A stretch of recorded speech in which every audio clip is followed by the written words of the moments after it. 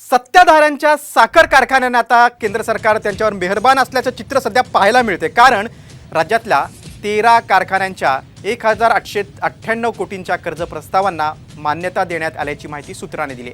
साखरपट्ट्यातील शेतकरी आणि कारखानदारांच्या नाराजीचा लोकसभा निवडणुकीत सरकारला मोठा फटका बसल्याची चर्चा आहे।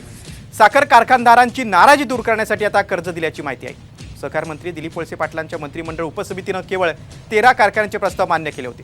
त्यानंतर आता अनेक कारखानदारांमध्ये नाराजी असल्याची चर्चा होती। मात्र सरकार आता या नाराज कारखानदारांवर मेहरबान झाल्याची सूत्रांची माहिती आहे। बघा दरम्यान कोणत्या कारखान्याला किती कर्ज दिल्याची माहिती आहे बघू आपण ग्राफिकच्या माध्यमातून।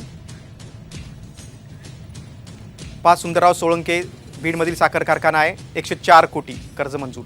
किसनवीर साखर कारखाना साताऱ्यातील तब्बल 350 कोटी कर्ज मंजूर। किरसवीर साखर कारखाना खंडाळ्यातील 150 कोटी कर्ज मंजूर। मारुतराव घुले पाटील ज्ञानेश्वर कारखाना नेवासा। अगस्ती साखर कारखाना अहमदनगर 100 कोटी मंजूर। शिवाजीराव नागवडे साखर कारखाना श्रीगोंदामधील 110 कोटी मंजूर। संत दामाजी साखर कारखाना मंगळवेढ्यातील 100 कोटी मंजूर। तर पाथर्डीतील वृद्धेश्वर साखर कारखाना 99 कोटी रुपयांचं कर्ज मंजूर झालंय। कोपरगावातील शंकरराव कोलगे साखर कारखान्याला 125 कोटींचं कर्ज मंजूर आहे। तर कोल्हापूरच्या तात्यासाहेब कोरे साखर कारखान्याला 350 कोटींचं कर्ज मंजूर झालंय।